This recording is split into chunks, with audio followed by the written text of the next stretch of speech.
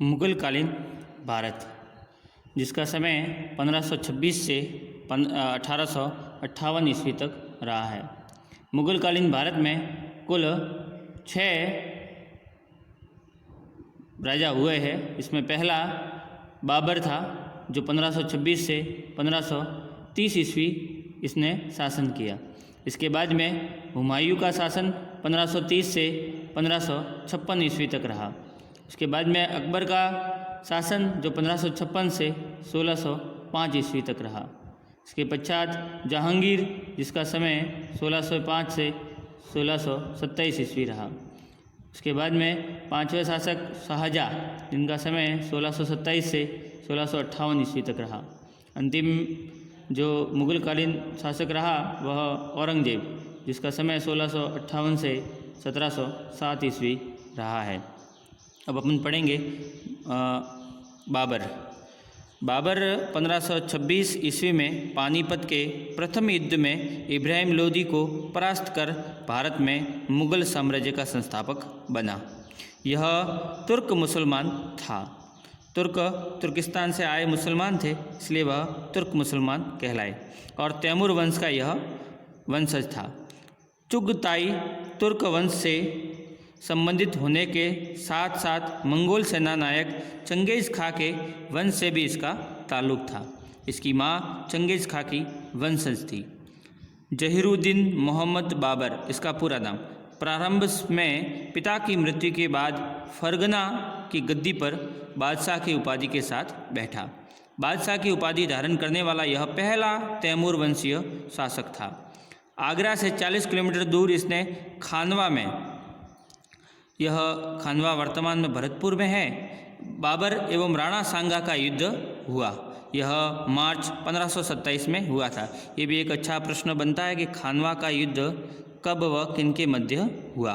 तो यह युद्ध 1527 में हुआ, मार्च 1527, और यह बाबर और राणा सांगा के मध्य। बाबर ने इस युद्ध में तुलगुमा पद्धति से लड़ा और जिहाद का नारा भी दिया था। इस युद्ध में बाबर विजयी हुआ। विजयी होने के बाद बाबर ने गाजी की उपाधि भी धारण की। 1528 ईस्वी में बाबर ने चंदेरी के मेदनी राय को परास्त किया और 1529 में घाघरा का युद्ध, ये भी एक अच्छा प्रश्न है, घाघरा का युद्ध किन के मध्य हुआ, तो यह अफगानों और बाबर के मध्य। 1529 में भी घाघरा के युद्ध में बाबर ने अफगानों को परास्त किया। बाबर की मृत्यु 26 दिसंबर 1530 को हुई। इसे यमुना के किनारे आगरा में रामबाग में दफनाया गया। बाद में बाबर की इच्छा के अनुसार उसे काबुल में भी दफनाया गया, क्योंकि उनकी अंतिम इच्छा थी कि मुझे काबुल में दफनाया जाए। बाबर ने अपनी दिनचर्या की पुस्तक तुर्की भाषा में लिखी थी, जिसका नाम बाबरनामा या तुजुके बाबरी भी कहते हैं। अब्दुल रहीम खान खाना ने इसे बाद में फारसी में भी अनुवादित किया। इसके बाद में जो राजा आए वह हुमायूं। बाबर के बाद उसका पुत्र, बाबर का ही पुत्र था, नासिरुद्दीन हुमायूं शासक बना। हुमायूं ने अपने भाई कामरान को काबुल और कंधार और अस्करी को संबल, हिंदाल को अलवर व मेवात एवं अपने चचेरे भाई सुलेमान को बदखवा प्रदेश दिया। इसके जो भाई थे इनको अलग अलग प्रदेश इन्होंने दे दिए। हुमायूं ने दीन पनाह, ये एक अच्छा है प्रश्न है, दीन पनाह नामक नए शहर की भी स्थापना की थी। उसने मालवा व गुजरात पर आक्रमण किया। हुमायूं एवं अफगान शासक शेर खां के मध्य बक्सर के निकट चौसा नामक स्थान पर 1539 में युद्ध हुआ। ये भी एक अच्छा प्रश्न है कि चौसा का युद्ध कब व किन के मध्य हुआ, तो यह चौसा का युद्ध 1539 में हुआ और हुमायूं और अफगान शासक शेर खां के मध्य यह युद्ध हुआ था। बक्सर के निकट यह चौसा का युद्ध हुआ। इसमें मुगलों की पराजय है वो हुई थी। इस चौसा के युद्ध में मुगलों की पराजय हुई। चौसा की जीत के बाद शेर खां ने शेर शाह की उपाधि है वो धारण की थी। ये भी एक अच्छा प्रश्न है कि शेर शाह की उपाधि इसने धारण की और अपने नाम के सिक्के भी इसने चलाए थे। शेर शाह का वास्तविक नाम फरीद खां था। 1540 ईस्वी में कन्नौज या बिलग्राम का युद्ध शेरशाह एवं हुमायूं के मध्य हुआ। ये कन्नौज या बिलग्राम का जो युद्ध है वह भी शेरशाह और हुमायूं के मध्य हुआ था 1540 में। हुमायूं हार कर भाग गया। दिल्ली की सल्तनत शेरशाह के अधिकार में चली गई। निर्वासित जीवन में ही उसने भटकल के पास शेख अली अख्तर की लकड़ी हमीदा से शादी की, जो आगे चलकर अकबर की माँ बन गई। धीरे धीरे हुमायूं ने कंधार व काबुल को भी जीत लिया। हिंदुस्तान को पुनः जीतने के प्रयास में 1555 ईस्वी में उसने लाहौर पर कब्जा कर लिया। उसने नसीब खां एवं तातार खां के नेतृत्व वाली अफगान सेना को मच्छीवाड़ा के युद्ध में हराकर पंजाब पर भी अधिकार कर लिया। जून 1555 ईस्वी में सरहिंद के निकट उसने अफगानों को फिर परास्त किया। अफगानों का नेतृत्व सिकंदर सूर और मुगलों का नेतृत्व बैरम खां ने किया। इसके बाद 23 जुलाई 1555 ईस्वी को हुमायूं दूसरी बार दिल्ली की गद्दी पर बैठा, लेकिन कुछ समय के बाद ही 24 जनवरी 1556 ईस्वी को वह दीन पनाह में स्थित पुस्तकालय की सीढ़ियों से फिसल गया और गहरी चोट के कारण मर गया। हुमायूं अफीम के नशे में चूर रहता था। वह ज्योतिष में आस्था रखता था, इसलिए उसने सप्ताह में 7 दिन 7 रंग के कपड़े पहनने का नियम भी बनाया था। ऐसा हुमायूं था जो 7 दिन में अलग अलग कपड़े पहनता था। उस दरमियान सुर साम्राज्य का भी बीच में उल्लेख किया गया है, जिस समय फरीद खां, सुर साम्राज्य का संस्थापक फरीद खां शेरा खां हसन खां का पुत्र था, जो जौनपुर राज्य के अंतर्गत सासाराम, जो बिहार में है, का जमींदार था। दक्षिण बिहार के तत्कालीन शासक बहार खां ने निहत्ते फरीद द्वारा शेर मार दिए जाने पर उसे शेर खां की उपाधि प्रदान की थी। फरीद खां को उसका साम्राज्य पश्चिम कन्नौज से लेकर पूर्व में असम की पहाड़ियों तक तथा उत्तर में हिमालय से लेकर दक्षिण में बंगाल की खाड़ी तक फैला हुआ था। मालवा भी शेरशाह ने जीत लिया था। ये एक अच्छा प्रश्न है। 1544 में मालदेव को हराकर शेरशाह ने अजमेर, जोधपुर एवं मेवाड़ पर अधिकार कर लिया था। शेरशाह ने मालदेव से युद्ध बड़ी मुश्किल से जीता था, जबकि जेता और कूपा ने वीरतापूर्वक संघर्ष किया। तभी शेरशाह ने कहा था कि मैं मुट्ठी भर बाजरे के लिए हिंदुस्तान की सल्तनत खो देता। मेवाड़ पर भी उसका सांकेतिक अधिकार ही हो पाया था। 1544 में ही कालिंजर के युद्ध के दौरान बारूद में विस्फोट होने से शेरशाह की मृत्यु हो गई। शेरशाह के बाद इस्लाम शाह ने 1553 ईस्वी तक शासन किया, लेकिन बाद में अयोग्य उत्तराधिकारी के आपसी संघर्ष से सूर साम्राज्य का पतन हुआ। शेरशाह के सुधार एवं निर्माण प्रसिद्ध है। उसने भूमि माप एवं लगान को व्यवस्थित कर गल्ला बख्शी या बटाई, नस्क, मुक्ताई या कंकुत और नकदी या जब्ती प्रणाली भी प्रचलित की। 4 बड़ी सड़कें एवं अनेक सरायों का निर्माण भी करवाया। उसने सबसे लंबी सड़क बंगाल के सोनार गांव से लेकर पेशावर तक थी, जिसका अस्तित्व आज भी है। यह सड़क ग्रांड ट्रक रोड के नाम से विख्यात है। प्रश्न आता है कि ग्रांड ट्रक रोड किसने बनवाई, तो वह शेरशाह सूरी ने बनवाई। मुद्रा ढलाई में सुधार करते हुए उसने तांबे के 380 ग्रेन का दाम तथा चांदी के 178 ग्रेन दाम का रुपया जारी किया। सासाराम बिहार में एक झील के मध्य अपने मकबरे का निर्माण भी करवाया। यह हिंदू मकबरा डमरू की आकृति वाला दिखाई पड़ता है, जिस पर हिंदू मंदिरों का प्रभाव भी है। मुगलकालीन भारत के तीसरे राजा हुए अकबर, जिनका समय 1556 से 1605 ईस्वी। सबसे ज़्यादा इन्होंने यही शासन किया था। अकबर का जन्म अमरकोट पाकिस्तान के किले में 1542 ईस्वी में हुआ। 13 वर्ष की आयु में 14 फरवरी 1556 ईस्वी को कलानौर में ईंटों का सिंहासन बनाकर अपना बैरम खां से उसका राज्याभिषेक किया। बैरम खां को उसका संरक्षक बनवाया गया। अफगान सेनापति हेमू एवं मुगल प्रतिनिधि बैरम खां के मध्य पानीपत की दूसरी लड़ाई 5 नवंबर 1556 ईस्वी को हुई थी। अपन ने पानीपत की पहली लड़ाई पढ़ी थी 1526 में और दूसरी लड़ाई है वह 1556 में हुई। पानीपत की प्रथम लड़ाई बाबर और इब्राहिम लोदी के मध्य हुई थी और दूसरी पानीपत की लड़ाई वह बैरम खां और अकबर के मध्य हुई। गर्दन में तीर लग जाने से हेमू बेहोश हो गया और अफगानों की हार हुई। हेमू बिहार के अफगान मोहम्मद आदिल शाह का सुयोग्य हिंदू सेनापति था। वह 22 युद्धों में विजय प्राप्त कर चुका था। उसने राजा विक्रमजीत की उपाधि भी धारण की थी। ये भी एक हेमू ने कौन सी उपाधि धारण की थी? तो वह विक्रमजीत। अकबर ने 1516 ईस्वी में संगीत प्रेमी बाज बहादुर से मालवा चुनारकर का किला गोडवान का किला जीता। उसने सुरजनहाड़ा से रणथंभौर का किला भी जीत लिया। राजा रामचंद्र ने कालिंजर का किला अकबर को सौंप दिया।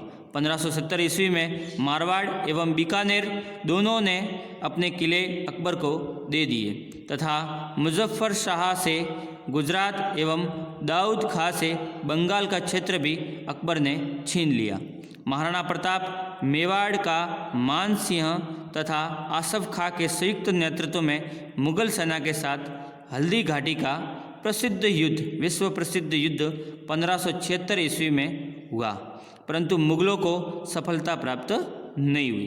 प्रताप ने मुगलों की अधीनता स्वीकार नहीं की। महाराणा प्रताप के बारे में आगे अपन विस्तृत से अध्ययन करेंगे। मुगल सेना के लौटते ही प्रताप ने अपने क्षेत्र पर अधिकार कर लिया व सामंतों को अपनी जागीरी प्रदान की। काबुल मिर्ज़ा हकीम, कश्मीर यूसुफ, सिंध मिर्ज़ा जानी बेग, उड़ीसा निसार खां, कंधार हुसैन मिर्ज़ा, खालिद अली खां पर अकबर की मुगल सेना ने निर्णायक जीत प्राप्त की। अकबर ने खान देश का नाम क्या रख दिया? धन देश रखा। मुगल सेना ने चांद बीबी के प्रबल प्रतिरोध का सामना करते हुए 1600 ईस्वी में अहमदनगर पर विजय प्राप्त की। 1601 ईस्वी में असीरगढ़ पर भी मुगल अधिकार हो गया। यह अकबर की अंतिम विजय थी। 1564 ईस्वी में मालवा के गवर्नर अब्दुल खां के नेतृत्व में उजबेगों के विद्रोह कर दिया। अकबर ने उजबेगों के दोनों विद्रोह को कुचल दिया। 1584 ईस्वी में गुजरात के विद्रोह को कुचलने के कारण अब्दुल रहीम को कौन सी उपाधि दी गई? खान खाना की उपाधि दी गई। यूसुफ जाहियों के हमले के समय राजा बीरबल एक नवरत्न था की मृत्यु हो गई। नवरत्न अकबर के दरबार में थे, उसमें से एक बीरबल भी था। अकबर स्वयं 1605 ईस्वी में एक लंबी बीमारी के बाद देहांत हो गया, चल बसा। उसने सिकंदरा मकबरे में दफनाया गया। उसने मकबरे पर बौद्ध निर्माण कला का प्रभाव भी था। अकबर ने गोवा से पुर्तगाली मिशनरियों को बुलवाकर उसने धर्मशास्त्री चर्चा करने के लिए फतेहपुर सीकरी में 1575 में इबादत खाना बनवाया। 1581 ईस्वी में उसने दीन इलाही, ये बहुत अच्छा प्रश्न है, उसने दीन इलाही नामक धर्म का प्रवर्तन भी किया। अकबर ने दीन इलाही नामक धर्म का भी प्रवर्तन किया। इस धर्म में सम्मिलित होने वाला पहला हिंदू राजा बीरबल था। शेख मुबारक ने अकबर को इनाम आदिल मुज़्ज़त हिंद घोषित किया। सूफी मत के चिश्ती संप्रदाय को संरक्षण भी दिया। लाहौर एवं आगरा में ईसाइयों को गिरजाघर भी बनवाया।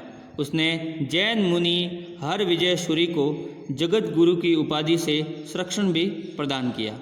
दीन इलाही धर्म का प्रधान पुरोहित अबुल फजल था। दीन इलाही धर्म अकबर ने ही लगवाया था। 1583 ईस्वी में अकबर ने इलाही संवत के नाम से एक नया कैलेंडर भी जारी किया।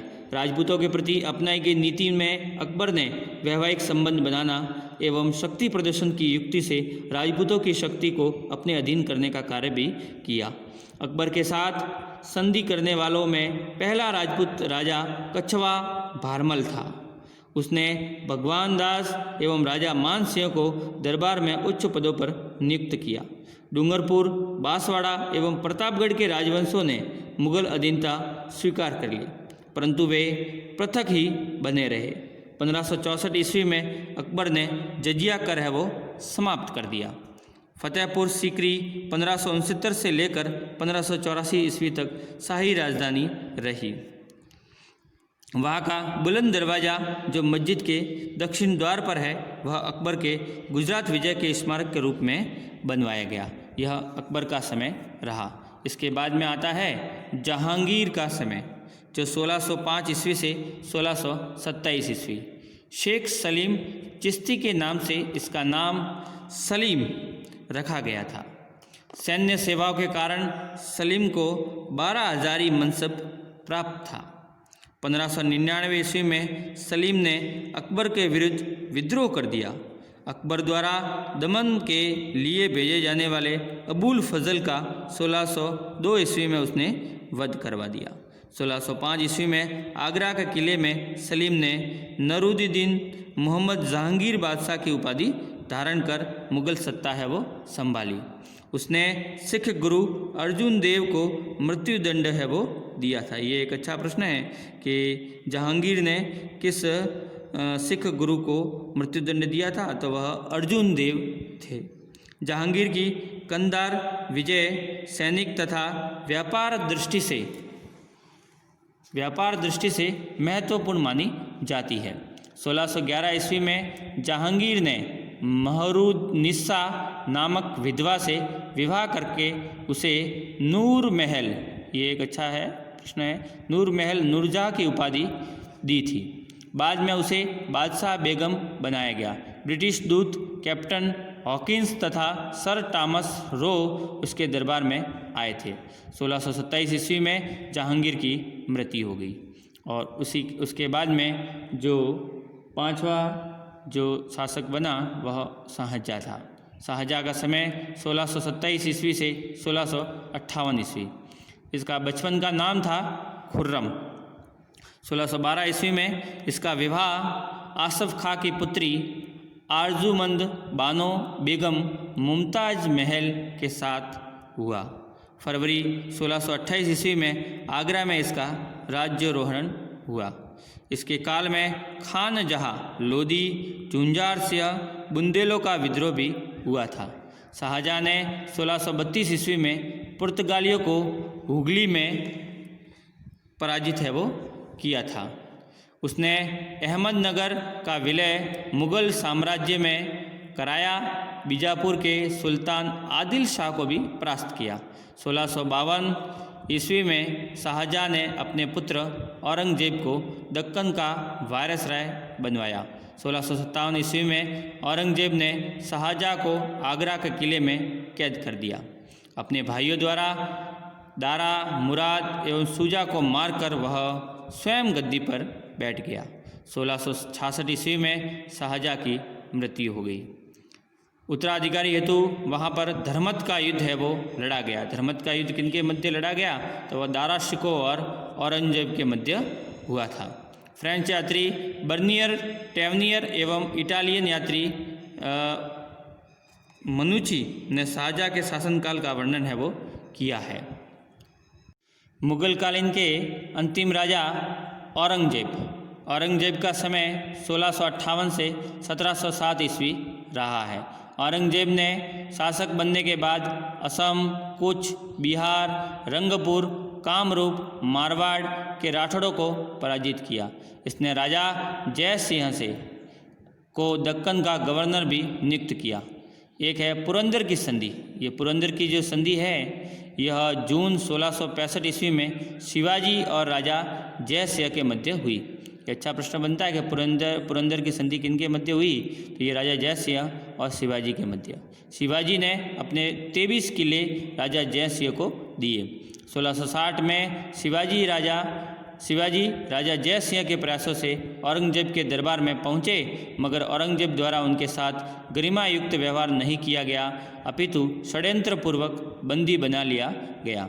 शिवाजी अपने सहयोगियों की चतुराई पूर्वक योजना से गुप्त रूप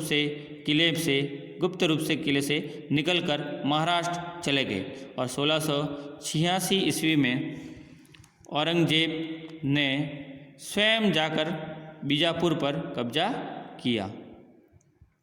1678 ईस्वी में गोलकुंडा पर भी अधिकार किया।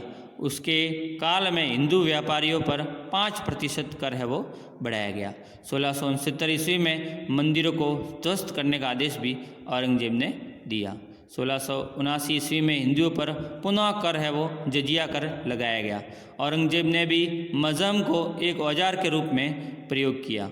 उसने अकबर के काल में चली आ रही प्रथा झरोखा दर्शन एवं संगीत पर भी रोक लगा दी।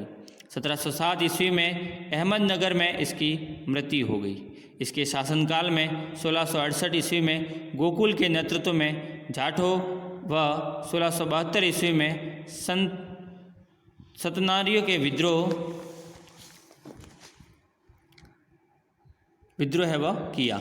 सिखों के गुरु तेग बहादुर ने भी औरंगजेब के अत्याचारों के विरुद्ध आवाज़ उठाई। इस कारण उन्हें मार दिया गया।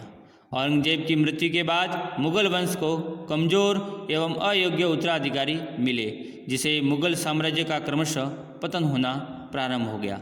सन 1707 ईस्वी में बहादुर शाह मुगल तख्त पर बैठा। सूरत की ईस्ट इंडिया कंपनी ने भी सन 1717 में बहादुर शाह के दरबार में अपना शिष्टमंडल भेजा।